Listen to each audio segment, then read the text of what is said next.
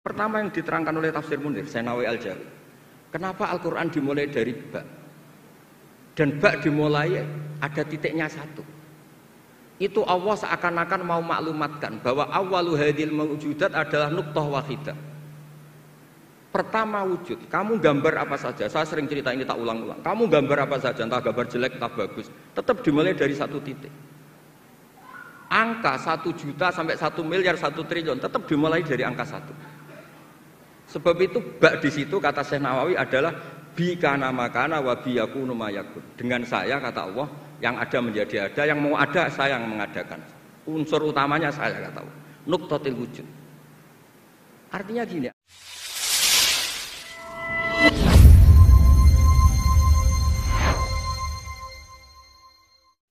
Assalamualaikum warahmatullahi wabarakatuh. Bismillahirrahmanirrahim. Tabarakalladzi nazzala al-furqana ala 'abdihi liyakuna lil 'alamin nadhira. Allahumma shalli wa sallim wa barik ala sayyidina Maulana Muhammadin wa ala alihi wa sahbihi asma'in amma ba'du. Yang kita hormati bersama Profesor Dr. Muhammad Quraish Shihab. Semua yang hadir saya hormati. Karena kalau mau nyebut sudah disebut Pak Rektor. Sebagai bentuk penghormatan bahwa ingatannya jenengan itu bagus, pokoknya kayak yang disebut Pak Rektor. Kedua, saya alhamdulillah ini rektornya tawaduk sekali, tahu diri, jadi alhamdulillah bagus. Singkat cerita, beliau pernah ke rumah saya sama Pak Lutfi sama Pak Arsoyo. Minta saya ikut jadi pembina di Badan Wakaf. Ya karena diteror, didatangi orang-orang sepuh, saya bilang iya gitu. Kalau adat Jawa itu kalau didatangi itu kan kayak diteror. Yes. Padahal saya di sini tuh lama sekali. Derekno Profesor ini ikut bantu. Karena latar belakang beliau itu sastra adab. Dulu di Al-Azhar sama dengan Profesor Quraish, seniornya Pak Quraish. Saya mulai kecil nekuni fikih, terutama fikih. Tapi karena bapak saya itu hafal Quran, keluarga saya itu banyak yang hafal Quran. Hafal beneran, maksudnya itu hafal betul itu. Nah, sehingga terus saya juga ikut hafal. Nah, kenapa judulnya seperti ini? Ini makalah nanti di taskhih istilahnya pondok bareng-bareng Pak Quraish. Jadi Indonesia yang damai ini nggak lepas dari peran kitab-kitab yang datang ke kita, datang ke Indonesia. Misalnya arti kemenangan. Arti kemenangan itu tafsir yang datang ke kita. Ini yang paling terkenal kan Tafsir Munir, karangannya Syekh Nawawi Al-Jawi. Itu beliau menyebut kemenangan umat Islam itu kemenangan logika. Logika bahwa alam raya ini dimulai dari satu Tuhan yang berstatus wajibil wujud. Tentu lebih masuk akal ketimbang logika yang lain. Misalnya logika nihilisme, bahwa alam ini dimulai dari ketiadaan. Karena itu melahirkan satu teori ketiadaan menciptakan yang ada. Jadi nanti membingungkan, ada teori al-adamu yakhluqu maujudan. Sesuatu yang enggak ada itu menciptakan yang maujud. Itu tentu enggak ketemu nalar. Ini saya baca ya, nanti di tasih Pak Quraish. Awal makalah, saya baca Arabnya. Jadi yang pernah kuliah di Fakultas Syariah ini dosennya banyak yang santri saya ini, tapi nggak berani baca depan saya. Nanti kalau salah langsung dipecat sama Pak Rektor. Saya di sini itu mulai tahun 2000 sama Profesor Zeni. Dulu belum Rektor itu Pak Fathul Wahid. Tahu-tahu jadi atasan saya ini.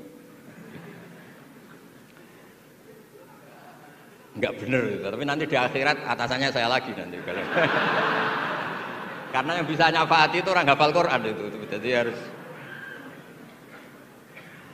Saya baca ya. Kata Syekh Nawawi, wa may yatawallallaha wa rasulahu walladzina amanu fa inna hizballahi humul ghalibun.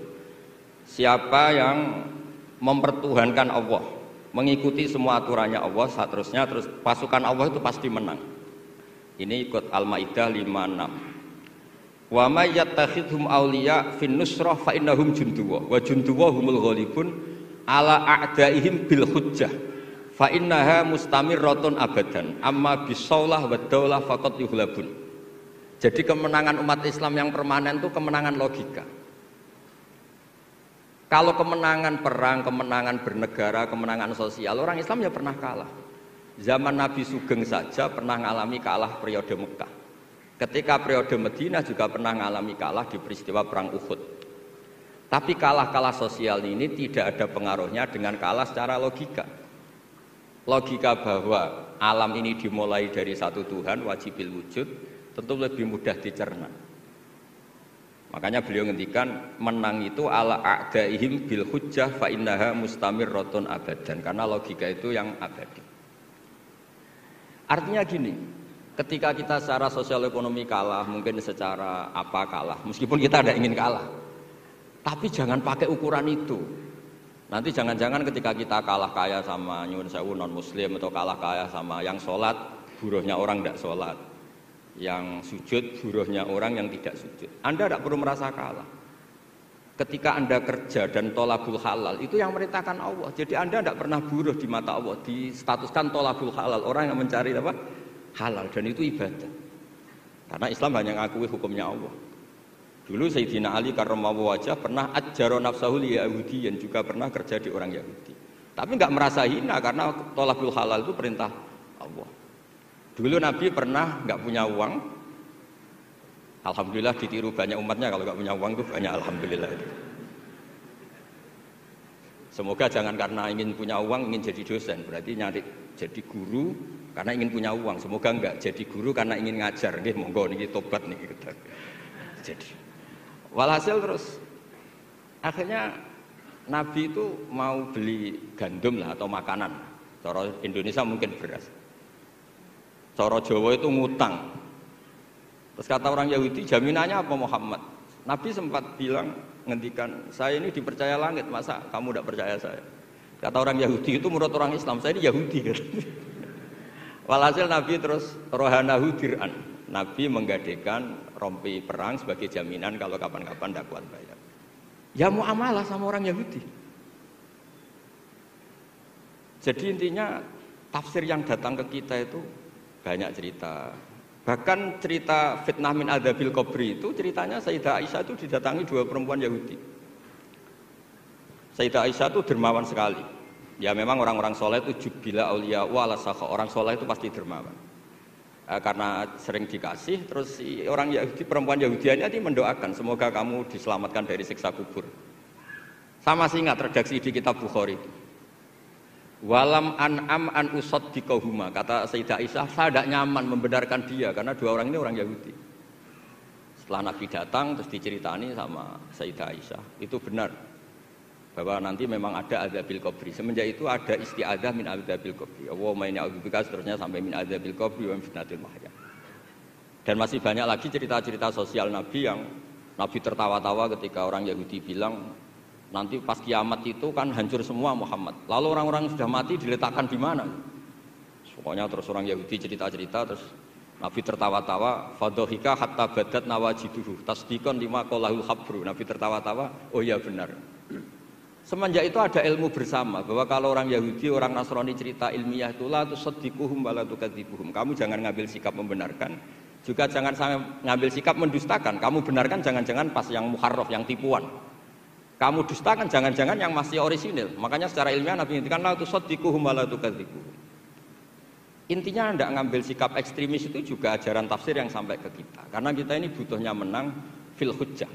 Dan Allah sering ngendikan di beberapa ayat, diantaranya tentu qul falillahil hujjatul baligh. Makanya di sini saya itu profesor sering ngaji di sini Pak Kures, tapi entah lupa apa tidak, saya tuh sering ngaji direktorat sama Pak Fathul Wahid. Harusnya sudah jadi kiai, karena sering ngaji sama saya. Tapi kalau jadi kiai kan kata Profesor Zaini itu pernah cerita, kalau jadi kiai itu rezekinya agak jelas, nggak per bulan dapat apa gaji. Makanya Pak Zaini pas ketua ini sayang Bu Ova nggak hadir karena beliau di Jakarta Putri. Pak Zaini sekarang yang jadi rektor di UGM.